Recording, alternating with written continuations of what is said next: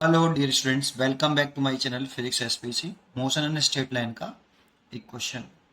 A ball is thrown upward with initial velocity v naught from the surface of the earth. The motion of the ball is affected by the drag force equal to m gamma v square, where m is the mass of the ball and v instantaneous velocity and gamma is constant. Time taken by the ball to rise to its zenith. zenith मतलब maximum height, as. चार choice रखें। चलो question का सबसे पहले एक diagram बनाते हैं, फिर क्वेश्चन को कैसे सॉल्व करें वो देखते हैं। देखो, सबसे पहले क्वेश्चन का बोला गया है कि मान लो ये एक बॉल है, ये ग्राउंड है आपका। ये यहाँ से अर्थ का सरफेस है, ये सरफेस ऑफ अर्थ, सरफेस। यहाँ से एक बॉल को आपने फेंका है इनिशियल वेलोसिटी v नॉट से। इसमें इनिशियल वेलोसिटी हमें v नॉट गिवन है, इनिशियल वेलोसिटी v नॉट से फेंका। तो ये इनिशियल वेलोसिटी v नॉट है, ऐसे फेंक दिया। From the surface of earth the motion of the ball is affected by drag force, मतलब एयर रेजिस्टेंस जो है उससे अफेक्टेड है उस बॉल का motion, equal to m gamma v square, where m is the mass of the ball and v instantaneous velocity. Instantaneous velocity का मतलब एक पर्टिकुलर पॉइंट पर, किसी क्षण, एक पल पर उसकी वेलोसिटी कितनी है। तो मान लो बॉल यहाँ पर पहुंच गई और इस पल पर इसकी वेलोसिटी है वो v है। तो इस जगह पर इधर की तरफ जो है एक ड्रैग फोर्स लग रहा है। कितना? ये ड्रैग फोर्स अप्लाई हो रहा है इधर, ड्रैग फोर्स जो मोशन को अफेक्ट कर रहा है। कितना? m gamma v square. और इधर की तरफ इसका वेट भी होगा, एक्स वेट बॉडी का mg नीचे तरफ लगेगा, है ना। अब ये क्वेश्चन में कह रहा है कि जब ये बॉल अपनी मैक्सिमम हाइट को अटेंड कर ले, मान लो इसकी ये मैक्सिमम हाइट है h maximum, time taken by the ball to rise its zenith. Zenith का मतलब है जेनिथ, का मतलब है जेनिथ, जेनिथ का मतलब है कि मैक्सिमम हाइट अटेंड कर ले, मतलब वेलोसिटी मैक्सिमम हाइट पर कितनी हो जाए? 0। तो कितना टाइम लगेगा? तो यहां से यहां तक का हमसे टाइम पूछ रहा है कि कितना टाइम लगेगा। ठीक, तो एक बात तो है कि इसकी जो वेलोसिटी है ना वो वेरिएबल है, ऊपर चल रहे हैं तो वेलोसिटी घटती जा रही है, और यहाँ पे ये ड्रैग फोर्स वेलोसिटी की तरफ में ही रखा है। तो देखो यहाँ नेट डाउनवर्ड फोर्स लिखें, नेट डाउनवर्ड फोर्स। देखो इसकी ऊपर की तरफ जो डायरेक्शन है उसको मैं पॉजिटिव कंसीडर कर रहा हूँ, और नीचे की तरफ जो है वो नेगेटिव। देखो ये वेलोसिटी ऊपर है, फोर्स नीचे है, मतलब वेलोसिटी और एक्सेलरेशन की जो डायरेक्शन है, ये दोनों की डायरेक्शन, नेट फोर्स की जो डायरेक्शन है वो नीचे की तरफ रहेगी। कितना रहेगा आपका net downward force? mg plus m gamma v square. अब देखो ये वेलोसिटी की डायरेक्शन ऊपर और फोर्स की डायरेक्शन नीचे, नेट फोर्स की डायरेक्शन नीचे, तो नेट एक्सेलरेशन की डायरेक्शन भी नीचे ही होगी। और डायरेक्शन नीचे, एक्सेलरेशन और वेलोसिटी की डायरेक्शन अपोजिट है, दैट मीन्स रिटार्डेशन है, वेलोसिटी घटेगी। जब भी एक्सेलरेशन और वेलोसिटी की डायरेक्शन अपोजिट हो तो वेलोसिटी डिक्रीज होती है, और उसको हम रिटार्डेशन बोलते हैं। तो नीचे की तरफ नेगेटिव कंसीडर किया है, इसलिए इस फोर्स को मैं नेगेटिव लिख सकता हूँ, जिससे रिटार्डेशन होगा। तो force is equal to mass into acceleration, net force is equal to mass into acceleration minus का mg plus m gamma v square. और यहाँ से m से m कैंसिल कर दो तो a इक्वल टू माइनस का g plus gamma v square. तो ये आपका रिटार्डेशन आ गया, a की वैल्यू आ गई। अब a इक्वल टू, यहाँ पे इक्वेशन ऑफ मोशन तो लगा नहीं सकते, क्या आप इक्वेशन ऑफ मोशन लगाना शुरू करते हैं? v बराबर v बराबर u प्लस ए टी या S U T plus half A T, उसके लिए नहीं लगा सकते, क्योंकि एक्सेलरेशन कांस्टेंट नहीं है, एक्सेलरेशन वेरिएबल है, बिकॉज v इज वेरिएबल। यहाँ से यहाँ तक वेलोसिटी, जो एक्सेलरेशन है जो फंक्शन ऑफ वेलोसिटी, और acceleration is a function of velocity, that means velocity variable है, इसलिए एक्सेलरेशन वेरिएबल हुआ। यहाँ पे जो एक्सेलरेशन है ये वेरिएबल है, और इसीलिए इसमें मोशन की कोई भी थ्री इक्वेशन ऑफ मोशन में से कोई भी इक्वेशन यूज हम कर नहीं सकते। तो फिर हम क्या करें आगे, तो a इक्वल टू हम लिख सकते हैं dv over dt, acceleration is equal to dv over dt। आप इस वाले फॉर्मूले को यूज करिए, तो a बराबर लिख सकते हैं हम dv over dt equal to minus का g ब्रैकेट में plus gamma v square, dt का इधर मल्टीप्लाई कर लें, तो dv इज इक्वल टू इसको इधर ले आए g plus gamma v square बराबर माइनस का dt। इसको इधर कर लिया, इसको इधर कर लिया, वेलोसिटी फंक्शन को एक तरफ ले आए और टाइम फंक्शन को एक तरफ। अब इसका इंटीग्रेशन करते हैं, क्या करते हैं, इंटीग्रेशन। अगर इसका इंटीग्रेशन करते हैं बोथ साइड का, तो integration dv g plus gamma v square equal to integration minus का dt।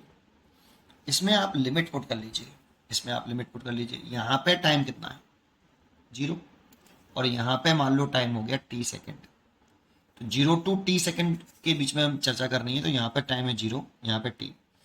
लेकिन 0 टाइम पर उसकी इनिशियल वेलोसिटी कितनी थी, v not, initial velocity v not they रखी थी, तो इसलिए 0 टाइम पर इनिशियल वेलोसिटी v नॉट, और t टाइम पर उसकी वेलोसिटी हो गई कितनी, फाइनल वेलोसिटी 0, इसलिए इसकी वेलोसिटी फाइनल वेलोसिटी 0। ठीक है, अब इसमें क्या करना है, इसको इंटीग्रेशन करना है। इंटीग्रेट कैसे करें वो जरा देखते हैं। पहले एक काम कर लीजिए, इसमें से आप गामा कॉमन ले लीजिए।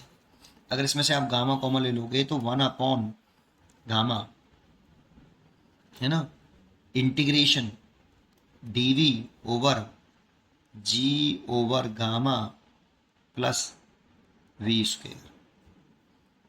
अभी मैं बताऊंगा ये क्यों मैंने इस किया, ऐसा मैंने क्यों किया ये समझाऊंगा आपको डिटेल।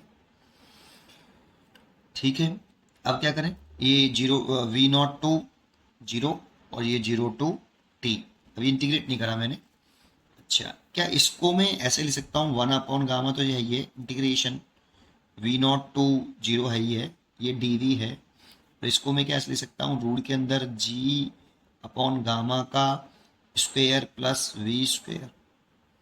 देखो इसका होल स्क्वायर कर देंगे, रूट से स्क्वायर हट जाएगा तो वापस यही आ जाएगा।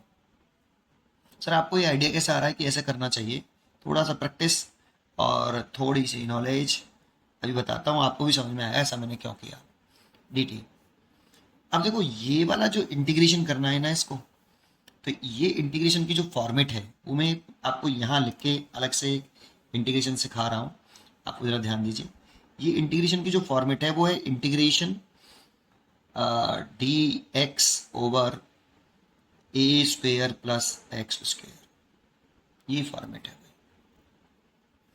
अब इसको इंटीग्रेट कैसे करते हैं, इसका इंटीग्रेशन क्या होगा ये पता होना चाहिए। तो ए की जगह पर आपको यहाँ पे रूट जी अपॉन गामा है जो कि एक कांस्टेंट टर्म है, here A is a constant term, the x is variable, तो वेलोसिटी यहाँ पे वेरिएबल है ना। तो जब इसको अब अगर हमें इंटीग्रेशन करना हो तो कैसे करें, तो लेट कर लेते हैं पहले कि ए स्क्वेयर प्लस एक्स स्क्वेयर को अगर हम लेट कर लें, क्या टी के रेस्पेक्ट में तो किया हमने, टी तो नहीं लेट करें, डी टी तो चल रहा है, तो इसे लेट कर लें हम आर स्क्वेयर, कुछ भी लेट कर सकते हो, आर स्क्वेयर कुछ भी लेट कर लिया, जैसे आर स्क्वेयर कर लिया है ना। एक सेकेंड एक सेकेंड ये नहीं बेटा, हमने ये फॉर्मेट गलत चुन लिया। एक्स की वैल्यू हम यहाँ पर लेट करें कितनी, a tan theta, a tan theta, x बराबर ए टेन थीटा, तो इसको डिफरेंशिएट करें विद रेस्पेक्ट टू टी, तो d x is over d theta with respect to theta respect differentiation करें सॉरी, तो ए सेक स्क्वायर थीटा, तो यहाँ से डी एक्स निकाल लें कितना, a sec square theta d theta. अब देखो ये वाली वैल्यू आप यहाँ पुट कर दें, तो integration d x over a square plus x square, d x की value integration a sec square theta d theta over a की वैल्यू तो ए स्क्वायर ही है, और एक्स की value a tan theta, x की value a tan theta put कर रहा हूँ, a square tan square theta, तो is equal to integration a sec square theta d theta divide by a square common 1 plus tan square theta. तो a से तो एक ए cut गया और इसे 10 लिख सकते हैं। 1 plus tan square theta equal होता है सेक स्क्वेयर थीटा, आप जानते होंगे इस फॉर्मूले को। Sec square theta d theta over नीचे ए बचा और इसे लिख सकता हूँ sec square theta. Sec square theta से सेक स्क्वेयर थीटा कट गया तो 1/a इंटीग्रेशन डी थीटा। तो डी थीटा का इंटीग्रेशन जो है आपका 1/a थीटा। थीटा आ गया तो यहाँ से नाउ एक्स बराबर ए टेन थीटा लेट किया है ना हमने। तो यहाँ से अगर मैं x/a is equal to tan theta, तो theta is equal to tan inverse x/a। इसलिए मैं इसे लिख सकता हूँ 1/a टेन इनवर्स x/a। तो एक हमारा ये रिजल्ट हो गया कि इंटीग्रेशन dx ओवर ए स्क्वेयर प्लस एक्स स्क्वेयर की जो वैल्यू आ रही है वो आपकी ये वाली रिजल्ट है। अगर आपको ये डायरेक्टली याद रहे तो सबसे बेस्ट है। अगर आपको नहीं आता है, ये मैथमेटिक्स वाले बच्चों के लिए तो बहुत आसान काम है। बहुत सारे बच्चे इस इंटीग्रेशन को करते हैं तो उनको ये रिजल्ट याद भी रहता है कि dx over integration a square plus x square का 1/a sine and tan inverse x Y.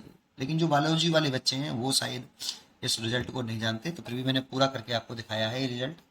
अब इसको मैं डायरेक्टली यूज़ करूँगा इस जगह पर। तो देखो मैं अगर इसमें लिखूं तो, लेकिन इसमें इंटीग्रेशन कर दूं उसको डायरेक्ट, तो 1/गामा तो ये हो गया है ना। ठीक है, अब यहाँ पर ए की जगह पर क्या है, ये है, ये नहीं है ए की जगह पर, क्योंकि ये तो वेरिएबल है। जैसे यहाँ पे एक्स वेरिएबल और ए कांस्टेंट टर्म था, ऐसे g by gamma is constant term और वी जब वेरिएबल टर्म, तो ए की जगह पर ये है। तो रिजल्ट क्या आ रहा था कि 1/a, तो 1/a मतलब 1/रूट के अंदर जी अपॉन गामा, ये टेन इनवर्स, इसको ब्रैकेट के बाहर ले लेते हैं, ऐसे लिमिट में लिखनी पड़ेगी ना भी, x/a, तो x तो v है, तो v ओवर a रूट के अंदर g अपॉन गामा, और लिमिट पुट करनी पड़ेगी। लेकिन इसमें जब हम लिमिट पुट करें तो v के टर्म में किया है, इसलिए v0 टू 0 ऐसे। तो इक्वल टू इस dt का इंटीग्रेशन करें तो t माइनस का आगे है और ब्रैकेट में 0 टू t, बस लिमिट पुट कर दीजिए आप। तो देखो इस रूट गामा से रूट गामा बार कट गया, इसलिए 1/रूट गामा जी ब्रैकेट में टेन इनवर्स, पहले तो 0 हो जाएगा, ये 0 minus tan inverse v0 over root के अंदर g अपॉन गामा बराबर माइनस का t। अब देखो इस माइनस से ये माइनस कैंसिल हो जाएगा, तो माइनस से माइनस कैंसिल हो गया, तो t की जो वैल्यू आई 1/रूट के अंदर गामा ओवर जी टेन इनवर्स, जब ये गामा ऊपर जाएगा तो रूट के अंदर गामा अपॉन जी इंटू v0 ऐसे। तो टाइम आपका ये निकल आएगा। अगर आपको ये इंटीग्रेशन डायरेक्टली लर्न हो तो बहुत आसान हो जाएगा, अदरवाइज बहुत टफ दिखाई देगा। ठीक है, इंटीग्रेशन आना चाहिए बस, केवल कुछ है नहीं उसमें क्वेश्चन ज़्यादा खास। पढ़ते रहिए और खुश रहिए। Thank you.